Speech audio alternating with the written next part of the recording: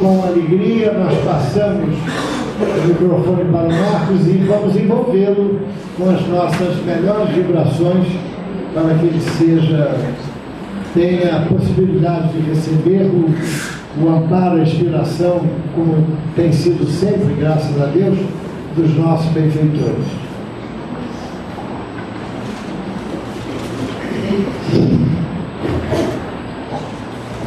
Boa noite a todos, né?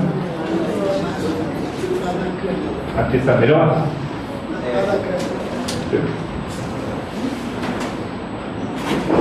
Aqui tá bom, né? Tem essa estratégia. A gente vai marcar um X aqui, igual na Globo, né?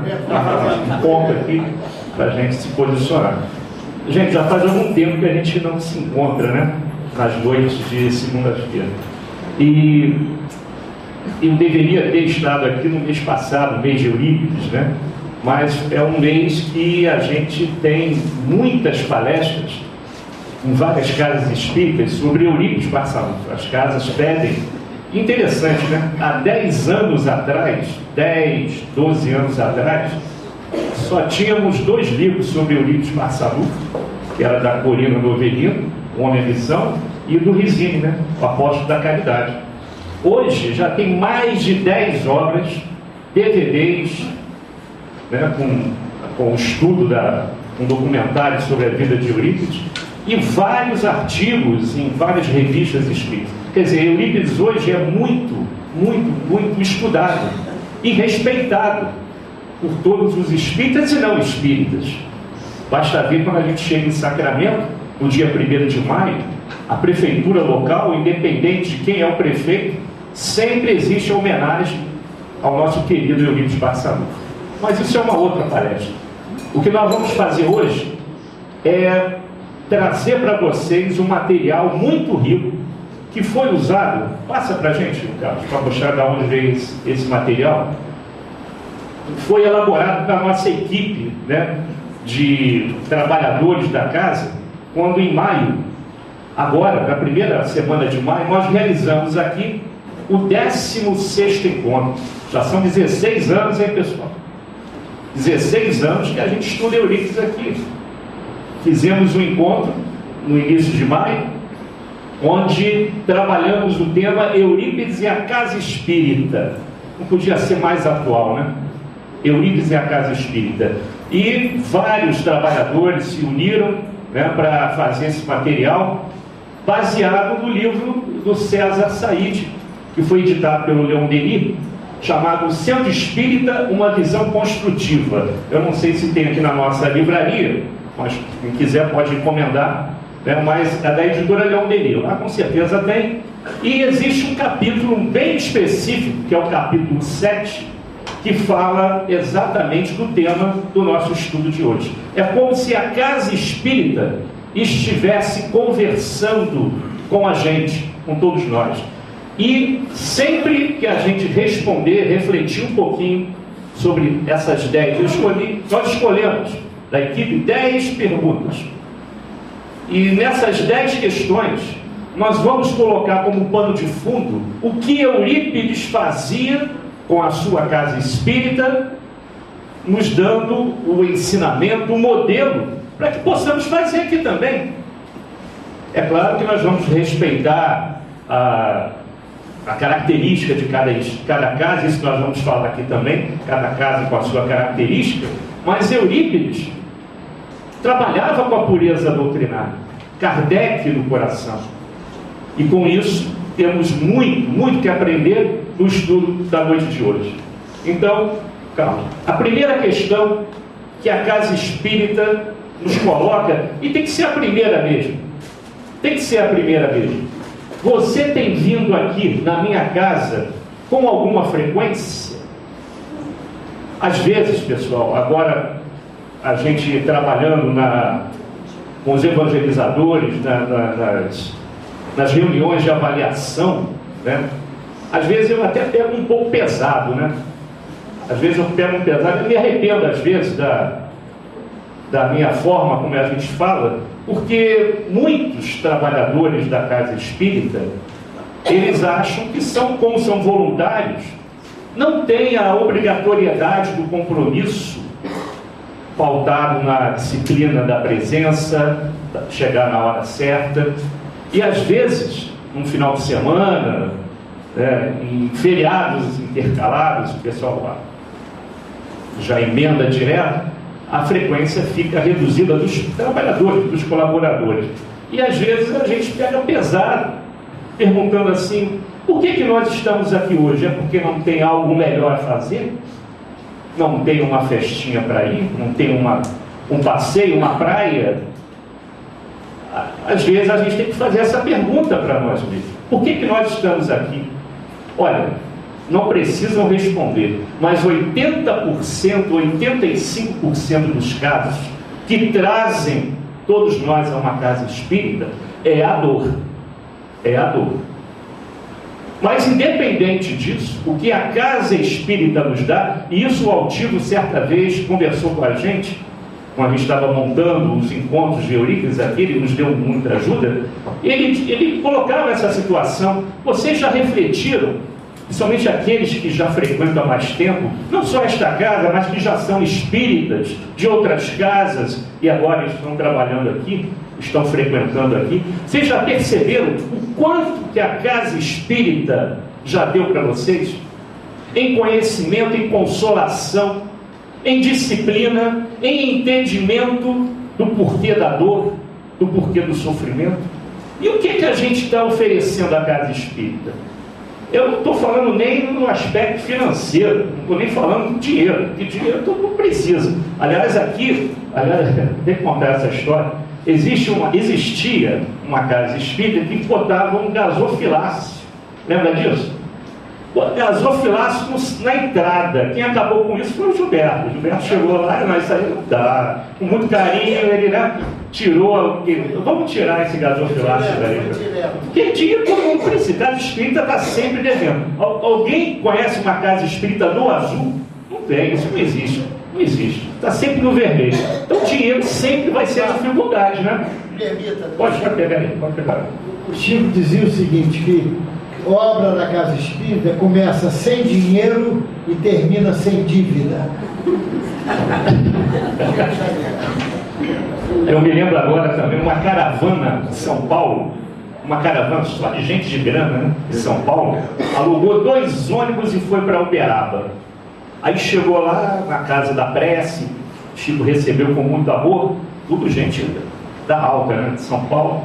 Aí chegaram logo, nós vamos reformar esta casa, vamos botar aqui um piso maravilhoso, vamos pintar essa parede, vamos botar, né, mármores, não sei o que. Aí o Chico falou, olha, se algum dia um dos nossos queridos irmãos que vem aqui ficar melindrado de entrar nesta casa, eu também não vou entrar.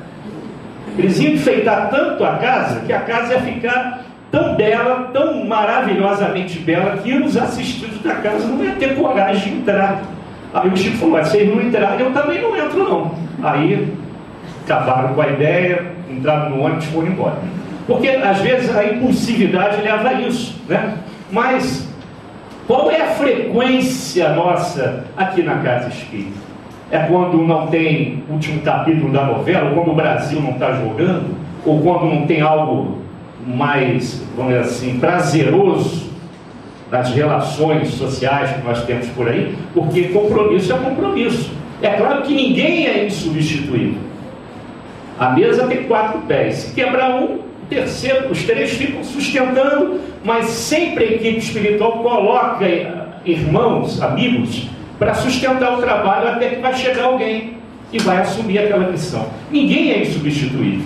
Mas se a pessoa faltar naquela hora, sem avisar, e a gente estava contando com ela para dar um passe, para fazer um trabalho de tratamento, na área da cura, no estudo, aí aquele dia fica um pouco comprometido. E as pessoas pensam que não existe essa relação, porque eu sou voluntário, eu não tenho compromisso, eu vou quando eu puder. Não é bem assim. Nós, quando programamos a nossa reencarnação aqui na Terra, isso no plano espiritual foi realizado de uma maneira muito séria com os nossos amigos e mentores espirituais ao lado. colocamos ali o nosso compromisso com a casa espírita, como mecanismo, como ferramenta para ajudar na nossa evolução espiritual. E na hora H, eu vou fugir do compromisso? Quando a gente retornar, isso será cobrado.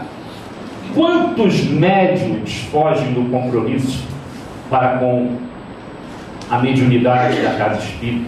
Quantos trabalhadores já saíram dessa casa e não é que foram para outra, simplesmente saíram da doutrina espírita, não gostaram de alguma coisa que ouviu dizer?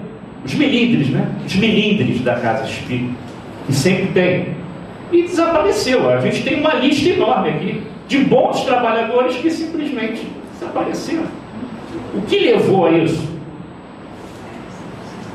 Sempre vai ter um motivo, mas às vezes o motivo é aquele que ele precisava para fugir do compromisso dele, que nós assumimos. Não foi colocado de maneira rude, impositiva. Nós é que pedimos, nós é que escolhemos. E olha o que Eurípides fazia. Eurípides também tinha dificuldade com isso. Lá em Sacramento, Eurípides disciplinava todas as atividades no Centro Espírita Esperança e Caridade. E todo trabalhador de Eurípides era cobrado em relação à sua assiduidade, no horário, na frequência. Inclusive os alunos do colégio.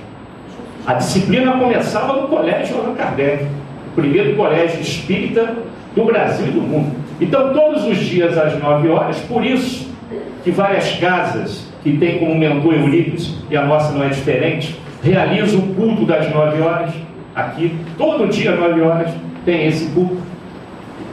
E ele realizava lá. Começou sozinho, depois as irmãs, a mãe vieram, né, a família e vários colaboradores começaram a participar do culto das 9 horas.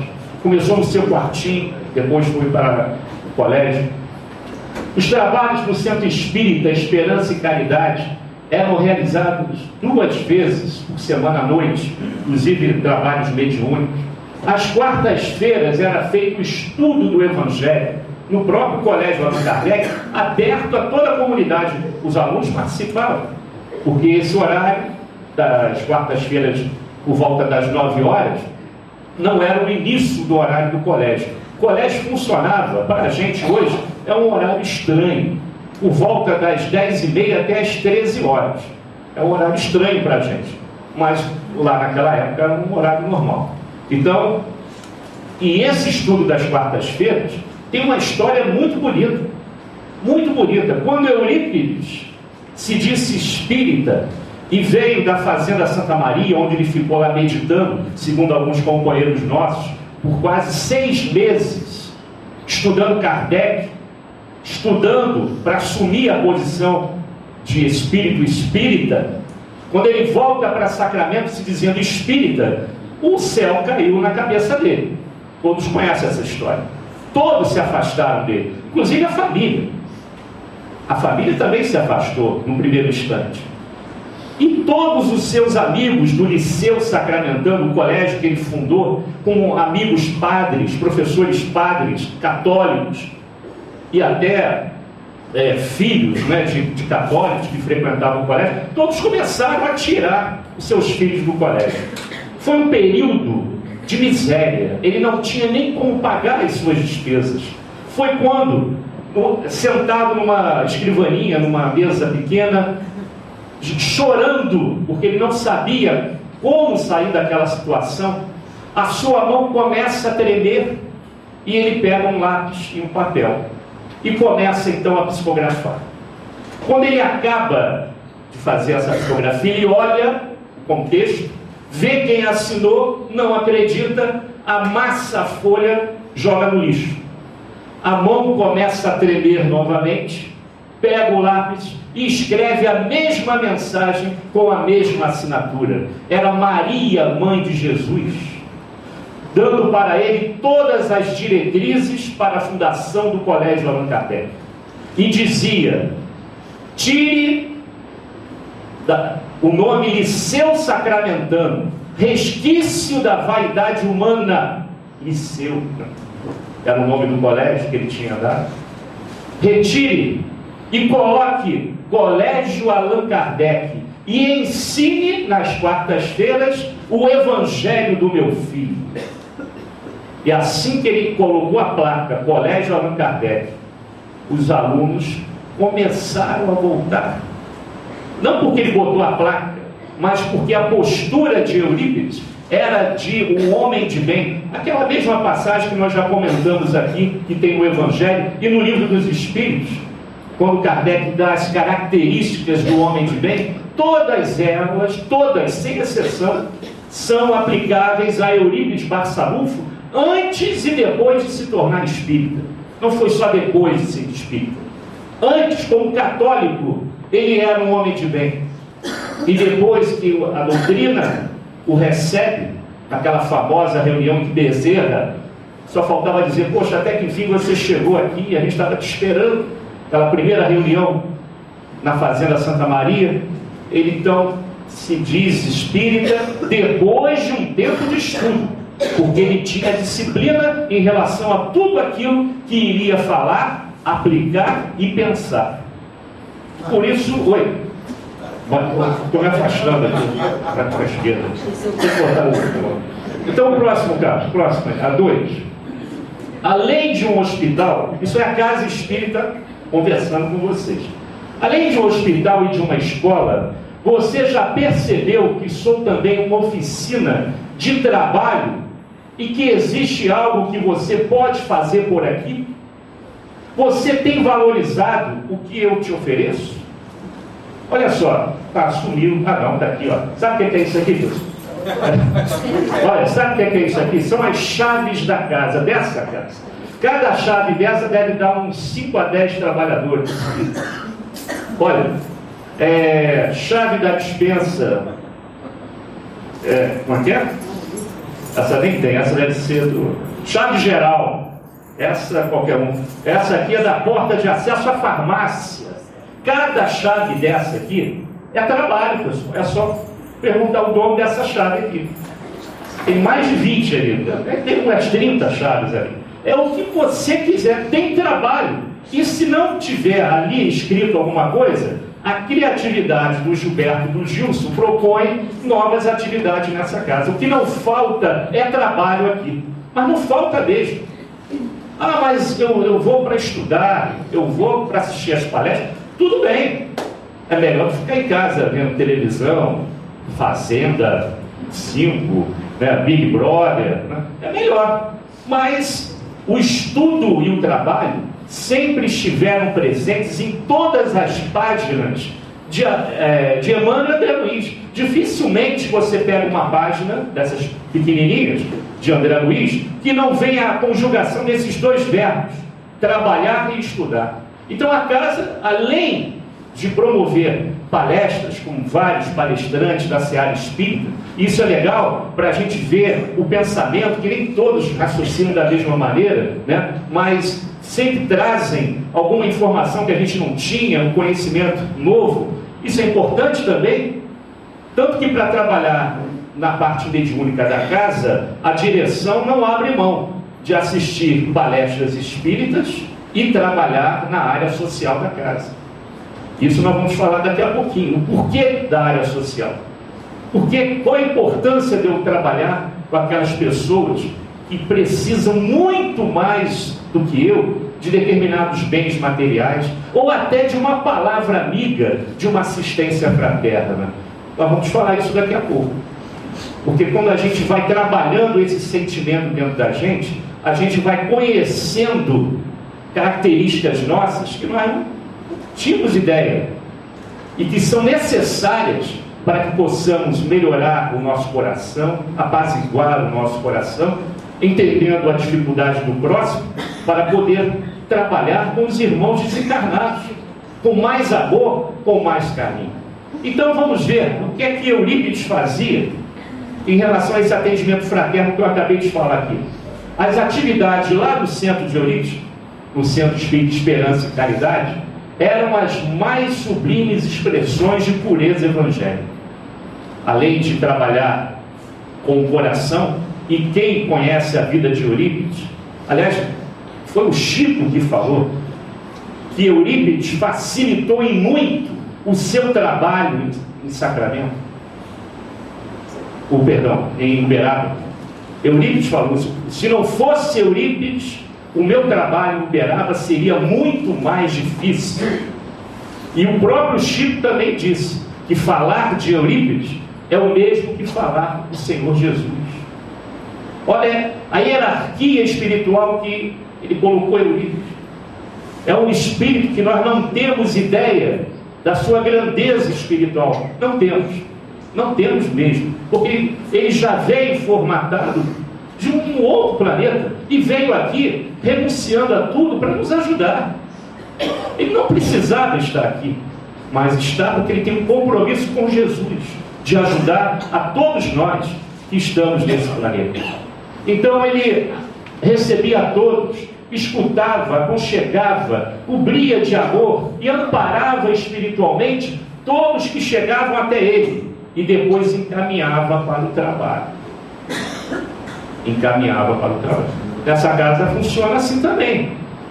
Alguns que vêm às quartas-feiras, alguns que vêm ao atendimento fraterno, estão em contato com os nossos companheiros, são sempre encaminhados para o trabalho.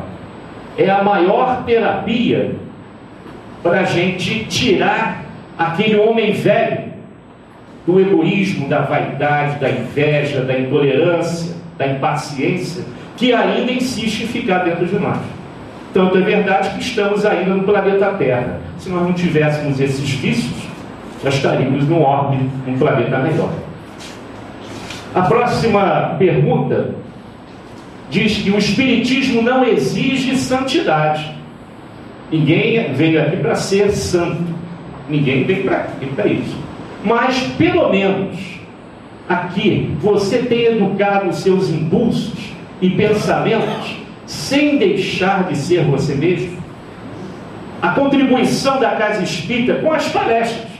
Vamos ficar então nas palestras. Vamos tirar o trabalho da casa. Aqueles que vêm mais para as palestras. Assistindo às palestras. Alguns já têm mais de um ano que vêm. Isso já está ajudando a modificar a nossa bagagem. Aquele homem velho para ser modificado já está ajudando. Se isso for uma resposta afirmativa, a casa está atingindo o seu objetivo. Reforma íntima é o nome disso. É isso que a nossa casa se propõe. E todas as casas espíritas, todas as casas que trabalham com Kardec, com as obras subsidiárias do Chico, trazendo Emmanuel, André Luiz aos nossos corações, é isso que a Casa Espírita se propõe: mudar aquele homem velho. E isso é difícil, gente. Isso é difícil, porque é um exercício diário que começa talvez no lugar mais difícil, que é dentro do nosso lar, da nossa casa. É ali o lugar mais difícil para se dizer eu sou espírita, porque ali, como já falei em outras oportunidades, estão reunidos os nossos inimigos do passado, que vêm pela bênção do esquecimento, para que possamos abraçá-los, amá-los e dar todo o carinho que não demos em outras épocas. É ali que nós estamos desnudos, completamente desnudos. É ali que nós tiramos as máscaras, nos revelamos, porque ser espírita na casa espírita é mole. É muito fácil, o ambiente é propício, as energias magnéticas que isolam a nossa casa para não deixar os irmãos inferiores entrarem aqui é muito forte e impede mesmo. Por isso essa emoção, a vontade de se abraçar, de se beijar, de trabalhar juntos, porque aqui é fácil, mas bota o pé lá na calçada e vai para casa, vai para o trabalho, vai para as atividades do dia a dia. O desafio é grande, é muito grande.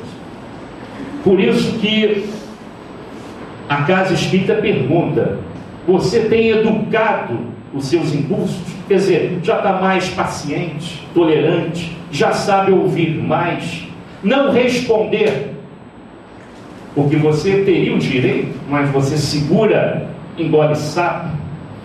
pensa 10, 15, aquele gole d'água na boca do nosso lar, segurar para não responder. Será que a gente já está aprendendo a fazer isso? Educar o homem velho. E essa reforma íntima, que o próprio Eurípides fazia com todos aqueles que lá chegavam, inclusive homicidiados terríveis, em que ele teve até que construir, poucos sabem disso, teve que construir uma cela na parte inferior do colégio Allan Kardec, porque já era estado de subjugação, e eles eram doutrinados com água fluidificada, evangelho e passe, manhã, tarde e noite. É o mesmo tratamento que muitos hospitais que trabalham em Goiânia, no interior de São Paulo, né, trabalham também com esses mesmos necessitados espirituais. São levados, já estão em estado de subjugação. Evangelho manhã, tarde e noite, água fluidificada, passe manhã, tarde e noite. Era assim que Eurípides fazia. E quem ajudava no trabalho eram os próprios alunos do colégio que Eurípides designava para fazer esse trabalho. Quer dizer, então vamos ver lá em Sacramento como é que isso aí funcionava. Aliás, nós colocamos uma mensagem que resume tudo isso que a gente falou agora. A mensagem chama-se Servidores Conscientes, mensagem de Eurípides, que diz assim: companheiros, assumimos voluntariamente na seara espírita tarefa de prestação de serviço aos necessitados de toda sorte. Compete-nos, no entanto, agir como servidores conscientes e responsáveis, elegendo a disciplina como paradigma de nossa conduta. Disciplina no pensamento, no sentimento, disciplina na ação, na alimentação, disciplina no repouso, disciplina no sexo, disciplina no trabalho, disciplina no lazer, disciplina na posse. Só assim a feição do lavrador diligente colherá a paz. E era a postura do próprio Eurípides. Disciplina. E Kardec já nos ensinava isso. Por isso nós temos hoje 5 maravilhosas obras no seu Pentateuco e outras obras, como a Revista Espírita, Obras Póstumas, várias.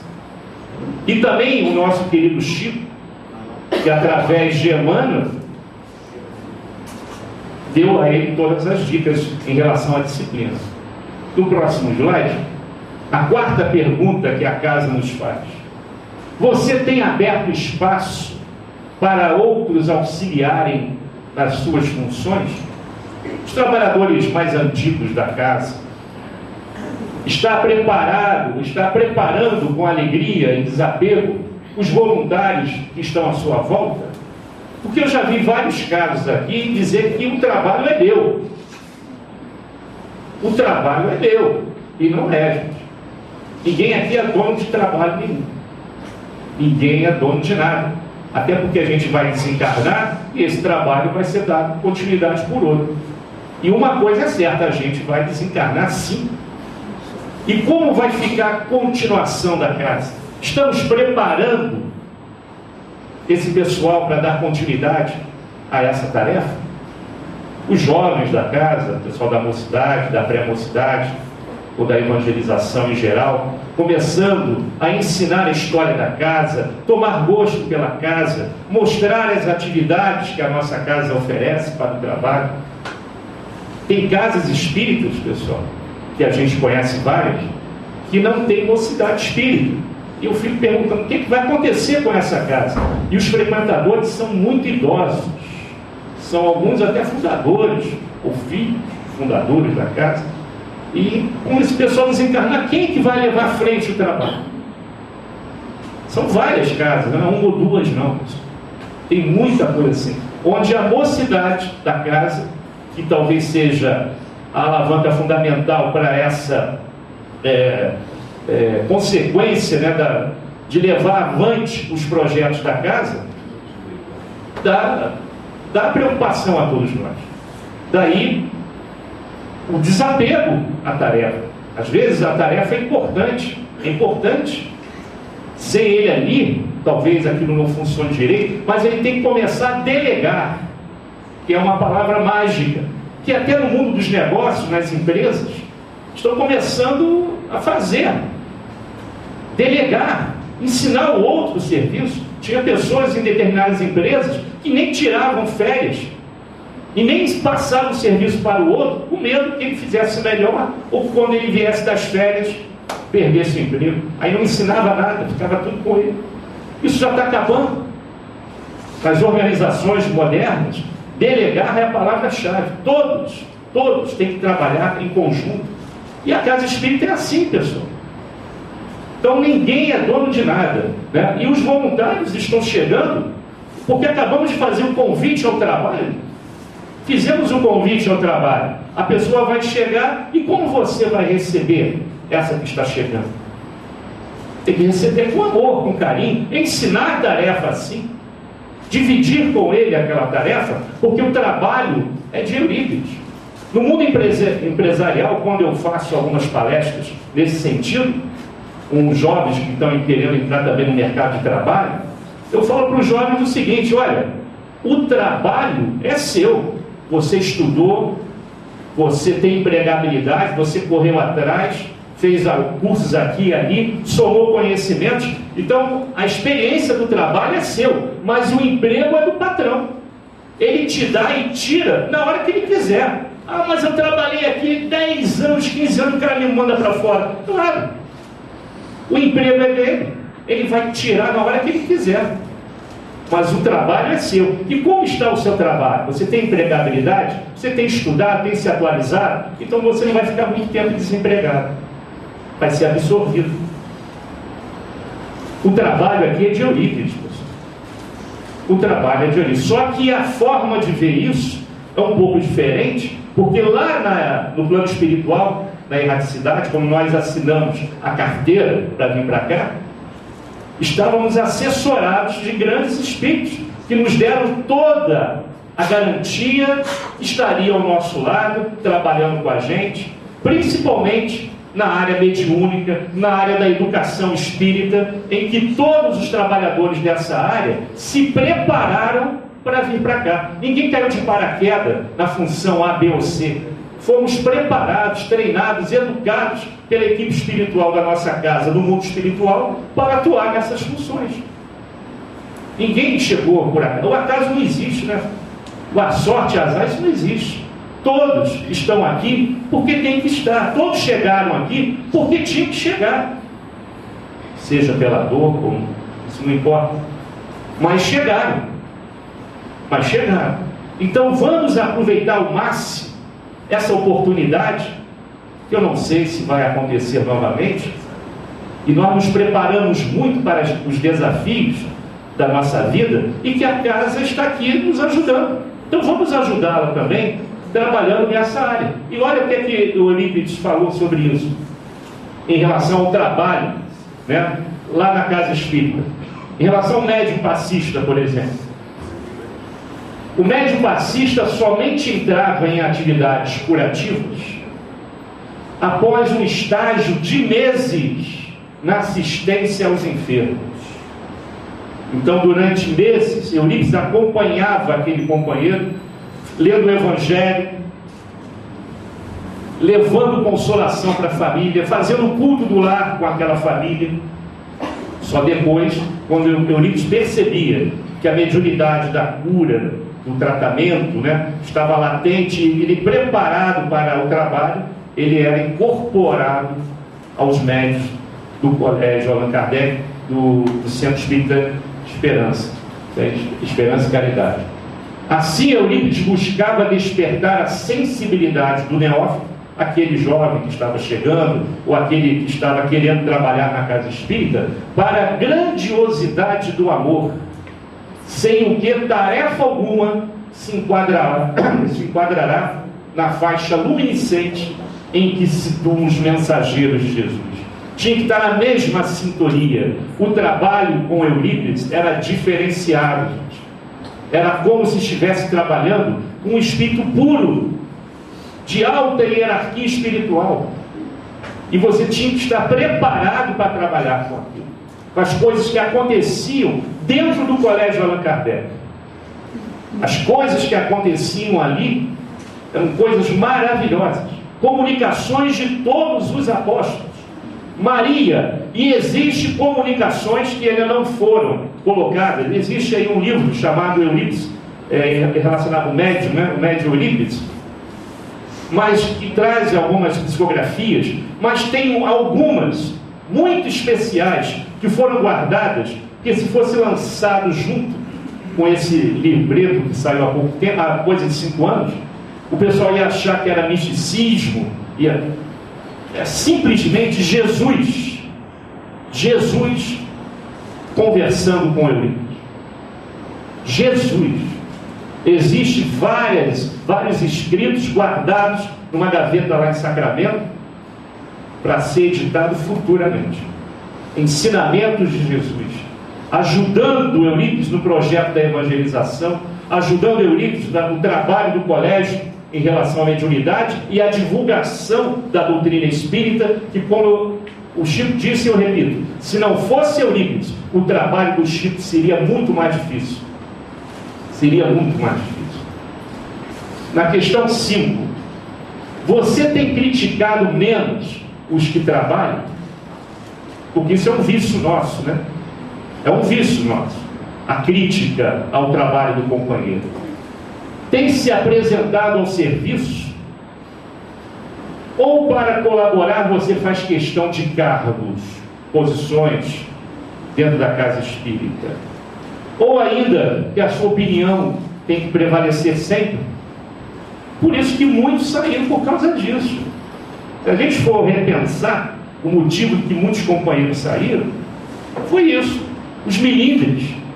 O Gilberto falou comigo de uma maneira, mas ele é o dirigente da casa, ele tem que colocar a casa nos trilhos, e o negócio estava saindo dos trilhos. Aí a pessoa fica melindrada, aí não vou aparecer mais, porque ele falou comigo assim, assado.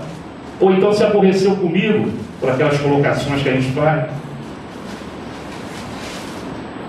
A disciplina na casa espírita começa pelo exemplo, não de 1, 2 ou 5, mas de todos, falando a mesma linguagem, trabalhando junto, como uma equipe. E por isso que alguns fazem, devido ao status que trazem lá de fora, cargos, a necessidade de cargos, para se destacar, para se apresentar perante o outro, como, eu sou o dirigente, eu sou isso, aqui. Quando na casa espírita não tem nada disso, pessoal. Não existe nada disso. E qualquer trabalhador vai ser igual ao outro.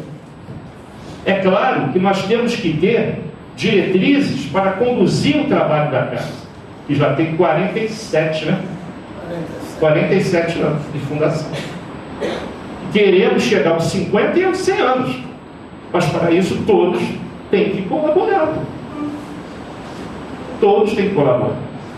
Quando Eurípides se apresentou àqueles 5 companheiros que fundaram a casa, lá em Uberaba, se dizendo pronto para o trabalho com aqueles 5 que lá estavam, atrás de Eurípides tinha uma legião de espíritos que queriam também trabalhar.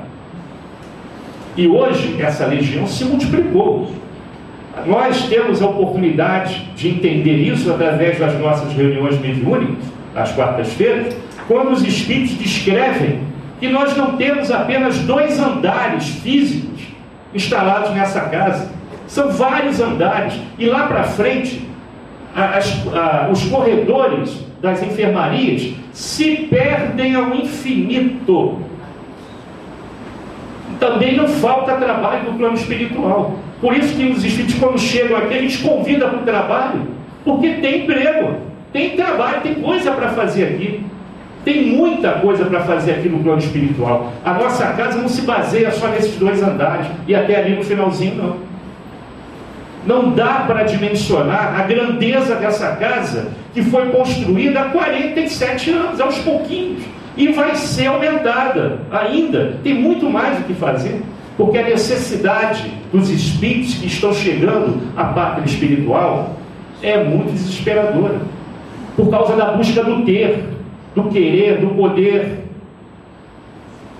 E a gente esquece o ser, né? mas eu quero mostrar que eu tenho, ostentar a riqueza, o poder, vícios de um passado recente ou remoto, o tal do homem velho que nos persegue. Poder e dinheiro, né? Combinação do demônio, né? Poder e dinheiro. Não precisa ser muito não, um pouquinho de cada, gotinhas de cada. Bota, mexe e bebe.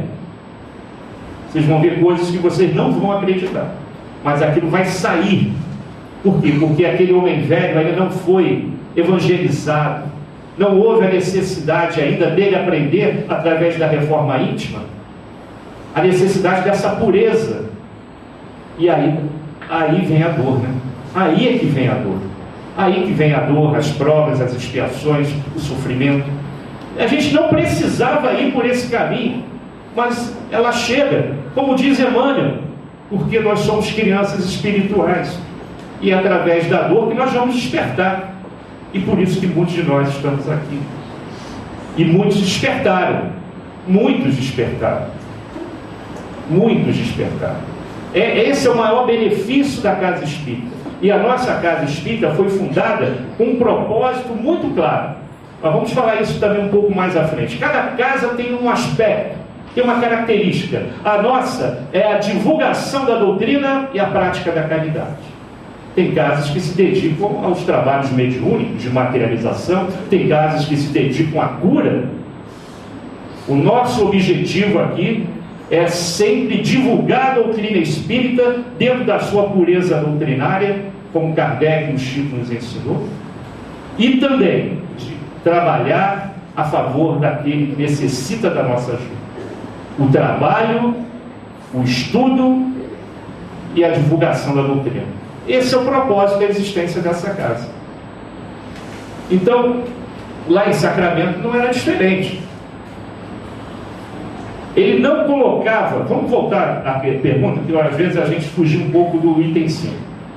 Criticar o trabalho, colocar a sua opinião, tem que prevalecer a sua ideia. Eurípides não fazia isso e nem fez isso quando se tornou espírita.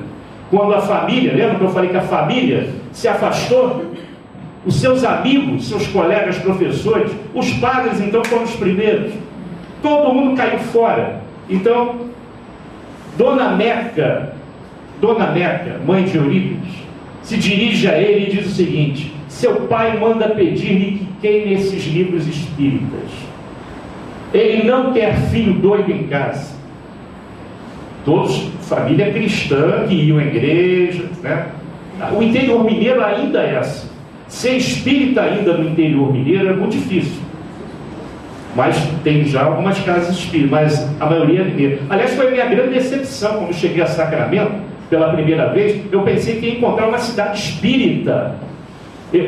O espiritismo lá é minoria. Veio a doutrina cristã, o católico, depois veio o protestante, crescendo pra caramba lá.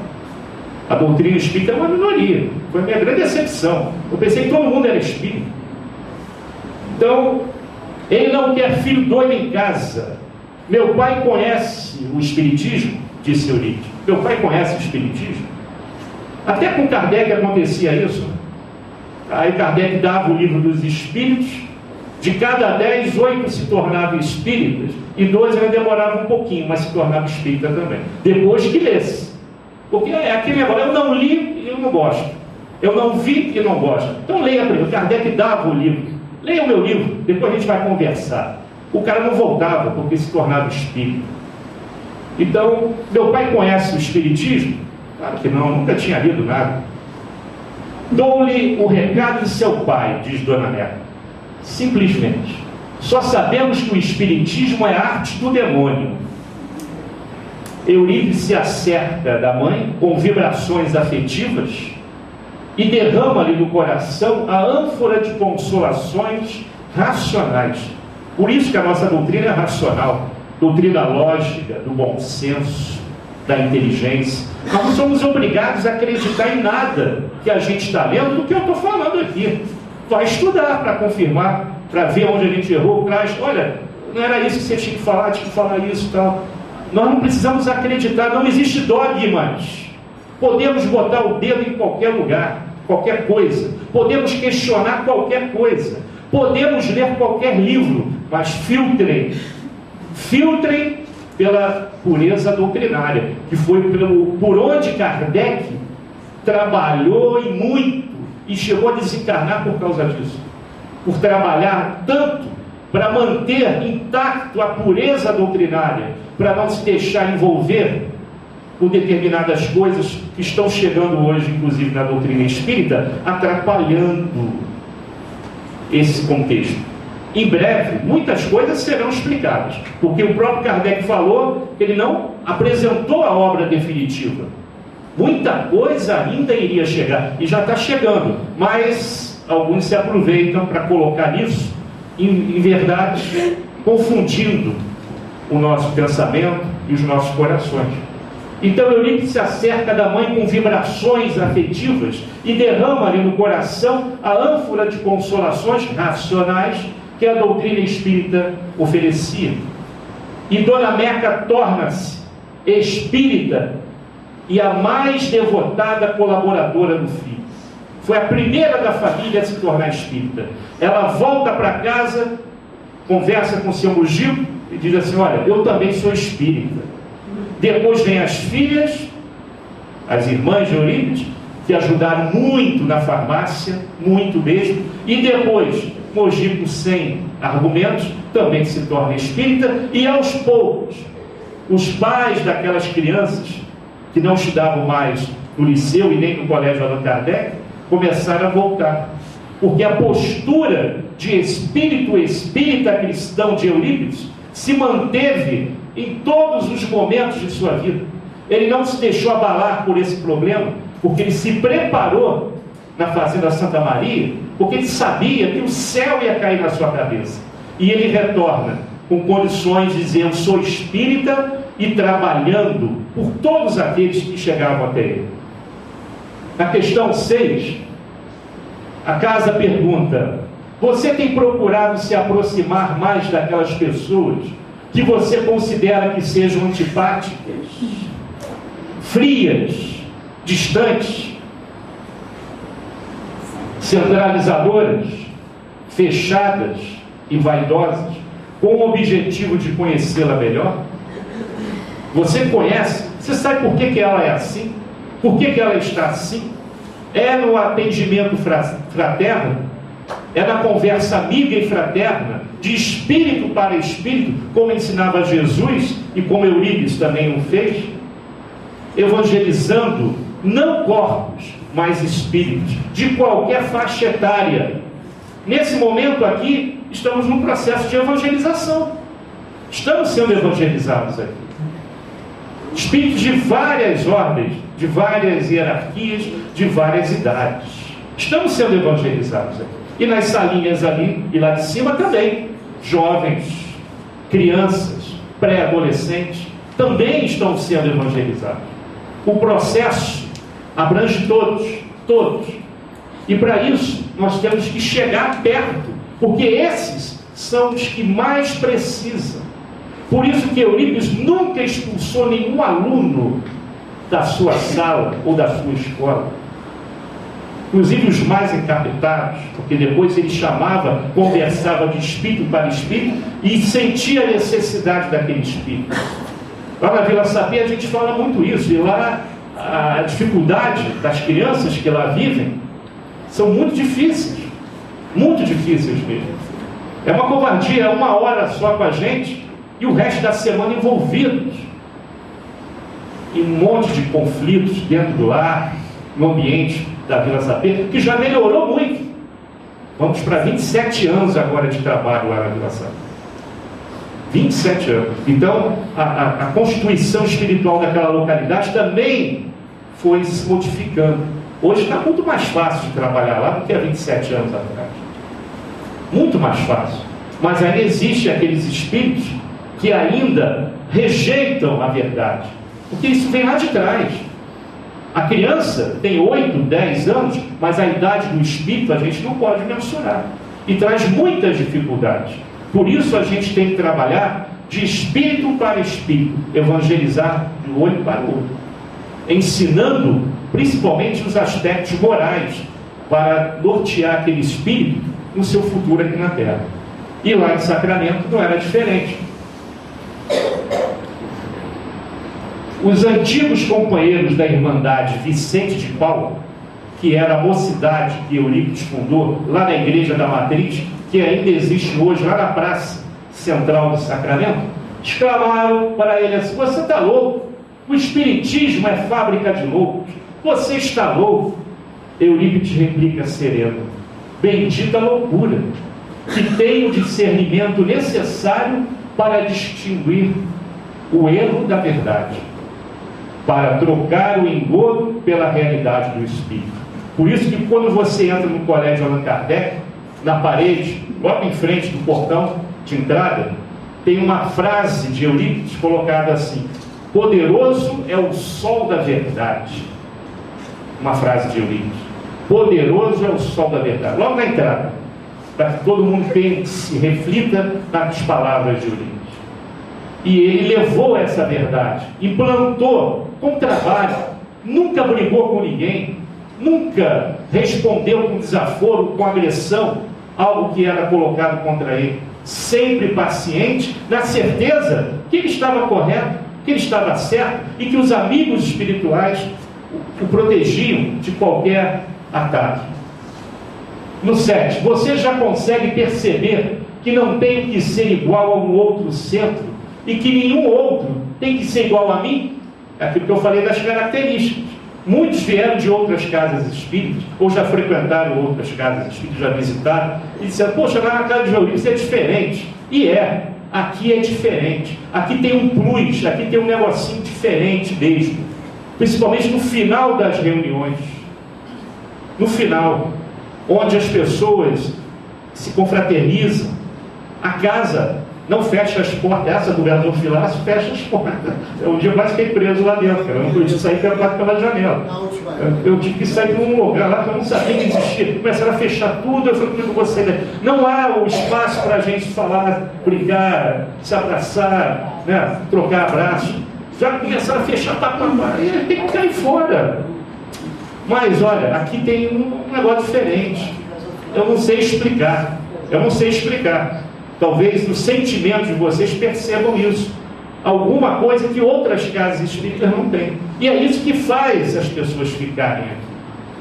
Além do estudo sério, sempre pautado pela pureza doutrinária, nós temos também a confraternização dos companheiros, que poderia ser até mais, poderia ser mais se nós viéssemos em outras oportunidades, em outros encontros, em outros momentos de estudo, poderíamos engrandecer melhor esse laço que já existe.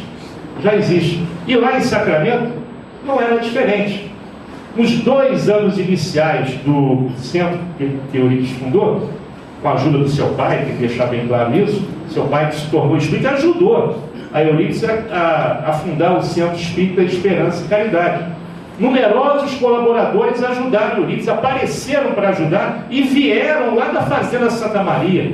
Somente o seu tio, o senhor Mariano Cunha, foi o maior e mais devotado coadjuvante de Eurípides nas tarefas mediúnicas. Dona Meca era uma médium de cura maravilhosa. Inclusive Eurípides reconhecia que os passes de Dona Meca curavam com maior intensidade e qualidade do que os próprios tratamentos que Eurípides fazia. Ele reconhecia que a sua mãe era uma melhor médium do que ele no aspecto da cura, no tratamento. Companheiros de Santa Maria também colaboraram com o grande médium os trabalhos do grupo espírita. O pessoal de Conquista fica em torno de 30, 40 minutos de Sacramento, também iam para lá para ajudar. E hoje tem um bom grupo espírita lá em Conquista, né? Então tudo isso favorecia esse colégio, que é o Colégio Allan Kardec. A parte de cima hoje é o salão. O salão deve dar um pouquinho maior que daqui até o final, um pouquinho maior que essa extensão. Embaixo ficam as salas de estudos, né? No outro slide, eu acho que tem ela do outro lado. Nesse portão branco, depois desse carro, você sobe as escadas e vai dar lá em cima do Colégio Allan Kardec. Ali eram as salas de Eurípides, que trabalhava no método pestalozziano, em meninos e meninas, não havia separação, com monitoria e tinha biomos. O salão é enorme, mas era dividido por biomos em várias salas de aula. Embaixo também era uma sala de aula. Então, lá em cima ficou então o centro, né? E o colégio foi, devido à necessidade de se expandir, o colégio não é mais aí. O Educandário Eurípides Barçanufo fica na parte alta da cidade. Se você pegasse essa rua aí, fosse até o final, dobrasse à direita, continua subindo, ali que fica o Educandário Eurípides Barçanufo, de ensino fundamental, convênio hoje com a prefeitura, mas é o único colégio da prefeitura que tem evangelho às quartas-feiras de manhã. A prefeitura teve que abrir mão. A gente vai fazer convênio, mas a Alzira falou, vai ter que ter evangelho aqui. Aulas de lições de moral evangélicas. Tem evangelização e quarta-feira evangelho para todo mundo. Oi, você colabora, a casa de novo perguntando, você colabora quando pode em sua casa, a residência, aí na sua casa aqui, na sua residência, ou é daqueles que abandonam o lar, se esquecendo dos seus compromissos familiares, assumidos, refugiando-se em minhas dependências? Porque existe isso também. E isso não é legal. Isso não é bom. O excesso é prejudicial em todos os momentos, em todos os pontos da nossa vida. Temos que saber dividir compromisso doméstico com o compromisso na casa espírita. Quando o compromisso do médium e do trabalhador, do ceareiro, é muito grande nesse sentido, ele nem constitui família. E nós temos vários exemplos na doutrina. A família poderia perturbar o trabalho na seara mediúnica. É o caso do nosso querido Altivo, do Divaldo, do Chico, do próprio Eurípides e vários outros companheiros que deixaram de constituir a família. A família eram todos aqueles que conviviam com ele no contexto do lar, da seara espírita, mas deixaram de constituir uma família pelo compromisso assumido no plano espiritual. São raros, mas nós temos exemplos. São muitos até. Não tão raros assim. São muitos até. Mas nós que somos pessoas comuns, não temos ninguém que tenha uma responsabilidade maior do que desses exemplos que eu dei aqui, nós temos um compromisso também com o nosso lar, com o nosso contexto familiar. Então nós temos que pensar duas vezes em relação a isso. Tudo que é excesso é prejudicial, inclusive nos aspectos religiosos. O fundamentalismo é ruim para todos, inclusive dentro do campo da doutrina espírita. Por isso que em casa, na casa de Eurípides, ele era companheiro gentil de todos os familiares, os seus cunhados, o seu pai, da sua mãe, das suas irmãs. Sempre que possível auxiliava as irmãs nos arranjos caseiros, ajudava. Eurípides foi filho muito querido de seus pais, dócil, obediente, afável. Se os pais lhe deram a vida, ele lhes ensinou a fazer uso dela, resolvendo de modo prático e positivo o problema da felicidade do lar. Todos o amavam, ele ajudava a todos, convivia com todos, mas ele sabia aonde ele devia trabalhar na casa espírita e onde ele devia atuar com a família. O Eurípides fazia isso. E será que a gente está fazendo isso? Ou a gente perdeu a mão nesse processo? Então é uma balança. E a gente tem que estar também preocupado com o lado de lá. Que muitos da nossa casa também não são espíritas, hein? Não são espíritas. Gostaríamos muito que estivessem aqui conosco. Mas não é o momento deles. Não é o momento ainda. Mas nós estamos lá, como faróis, verdadeiros faróis, para mostrar a verdade, a direção da verdade, como disse Eurípides. E esse trabalho é realizado com muita dificuldade dentro do nosso lar, que ali é o local mais difícil de ser espírita. Está vendo aquela seta ali? Aquela seta é a janela do quarto de Eurípides Barçanufo. Nós conseguimos essa foto aí com alguma dificuldade. Por isso que ela está assim meio expandida, ficou meio nublada, né? Fora de foco, mas a foto já era ruim. Tem 3 janelas ali depois daquela linha pontilhada. Era o quarto de Eurípides e o quarto das irmãs também. Era um quarto. Da linha pontilhada para a direita, esse prédio ainda existe. É onde são os Correios da cidade de Sacramento. O dia que vocês passarem pela rua, uma das ruas principais de Sacramento, uma rua que tem vários bancos, Caixa Econômica, Banco do Brasil, né? Itaú, Bradesco, você descendo aquela rua, você vai ver lá no final à direita, Correios. Era a casa do seu Mujico, Dona Berta. As 3 últimas janelas eram os quartos. E a última janela era o quarto de Eurípides. Esse quarto a gente ainda pode visitar. Ele não existe mais aqui, né? Hoje, dessa linha pontilhada para a esquerda, derrubaram. Mas tia Igorina, ela pegou tijolo por tijolo desse quarto e levou lá para a chácara do Triângulo e reconstituiu um quartinho de Eurípides, do lado do centro espírita que ela fundou, onde Eurípides ficava muito, estudando com seus alunos, lá na chácara do Triângulo. Ela construiu um centro espírita ali, e do lado o quartinho. Quem já teve a oportunidade de entrar nesse quarto, sente uma vibração e não dá para narrar aqui. Sente a presença e a atmosfera de Eurípides. E muitos mesmo saem dali chorando, devido a essa vibração impregnada entre aquelas paredes, aqueles tijolos, que ela tirou, tijolo por tijolo, para levar para lá. Com os móveis, tá tudo ali, utensílios de Eurípides, fotos, está tudo ali. É um negócio muito interessante. Já terminando no 9, como trabalhador da seara espírita, você está atento ao amparo aos necessitados existentes ao meu redor? A casa falando. Ou se limita aos atendimentos dados àqueles que aqui chegam? Está aqui a tua quentinha, está aqui o teu cobertor, está aqui, acabou, podemos ir embora. É isso que a casa quer? Quando abraça esses necessitados, que a gente chama erroneamente de assistidos? É isso que a casa quer?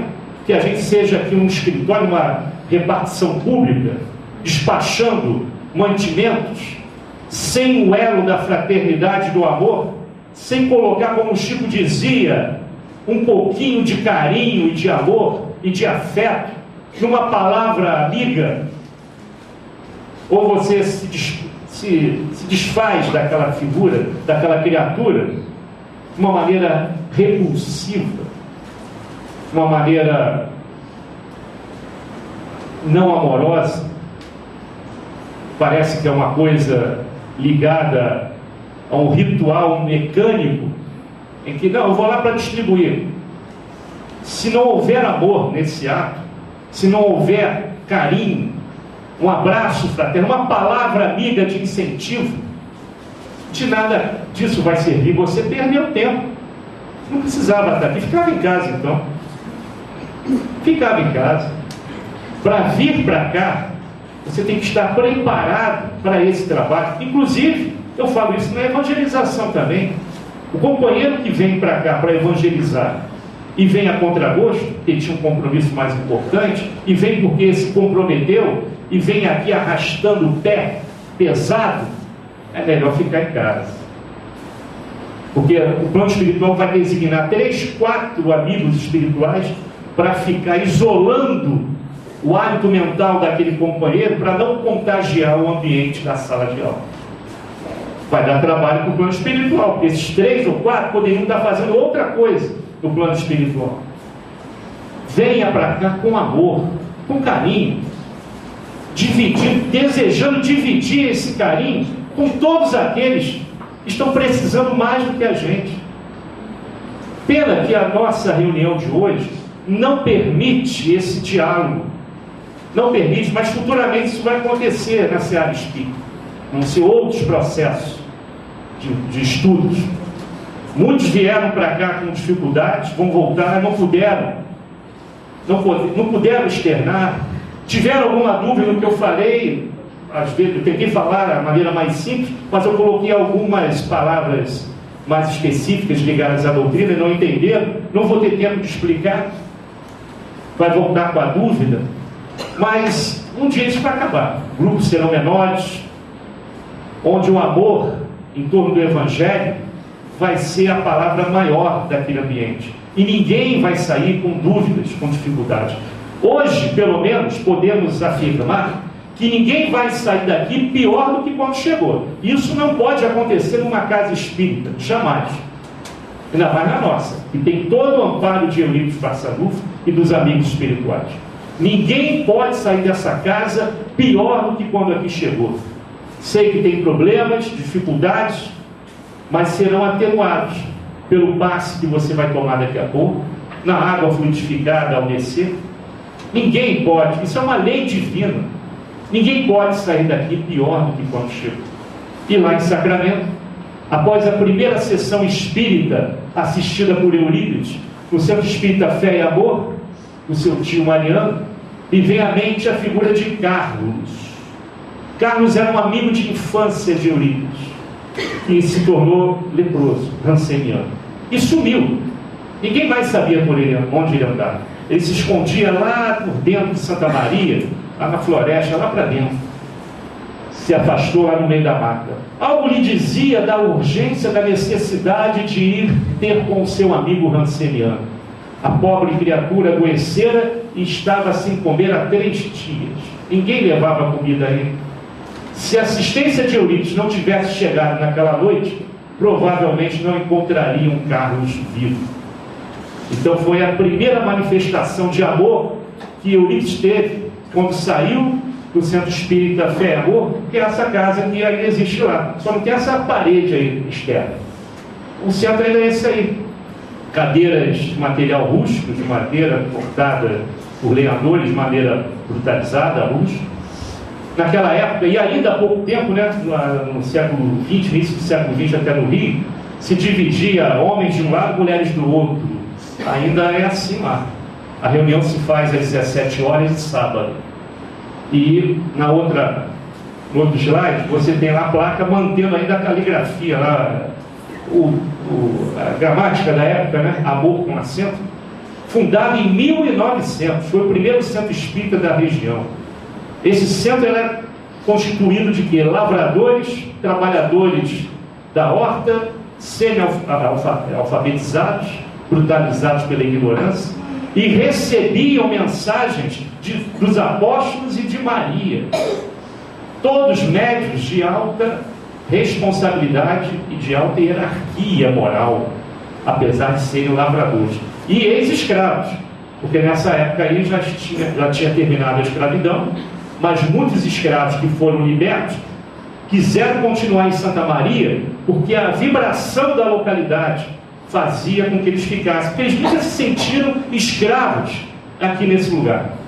E para terminar, o item 10, que é a nossa área, é a área da evangelização. E a casa pergunta a você: você tem consciência da importância de evangelizar os seus filhos? De trazer os seus filhos? Porque é bom para você aqui? É. Então por que não traz eles também?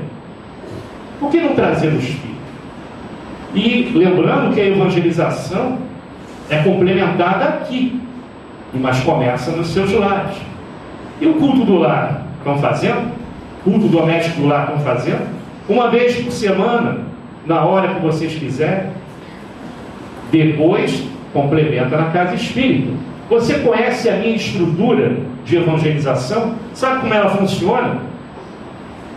Ou você está delegando à casa espírita a função de evangelizar os seus filhos, como a gente tem reparado ultimamente. Não vou fazer culto do lar, não vou falar aqui de Jesus, de Deus, de religião. Leva lá para o centro evangeliza. É isso que a gente quer para os nossos filhos? A casa evangeliza. Mas essa evangelização seria mais sustentável e mais otimizada se isso tivesse um complemento no lar, né? Uma estrutura no lar que favorecesse que o jovem ou a criança chegasse aqui e complementasse o seu entendimento sobre a vida espírita, sobre a vida espiritual.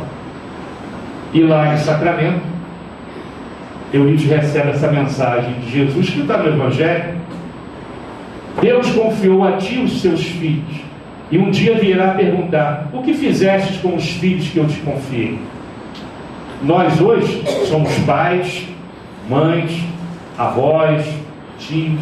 Hoje estamos nesse contexto. E é errado dizer: o meu filho, a minha filha. Não, ninguém é dono de nada. Deus emprestou alguns espíritos, principalmente aqueles endividados conosco no passado recente ou remoto, para que no contexto familiar pudéssemos aprender a nos amar, a se abraçar, pela bênção do esquecimento. Portanto, ele vai perguntar: o que fizeste com os meus filhos que te confiei? Eles foram evangelizados? Pelo menos são cristãos? Pelo menos são espíritos com valores de ética, de moralidade? Isso fica para cada um raciocinar, para cada um refletir, mas a nossa casa, ela está aqui preparada para recebê-los.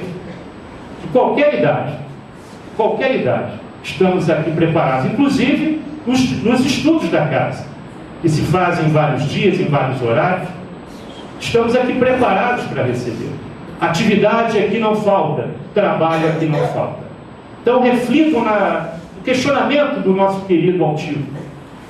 Nós já recebemos tanto dessa casa, mas o que a gente está fazendo por ela? Muita paz a todos.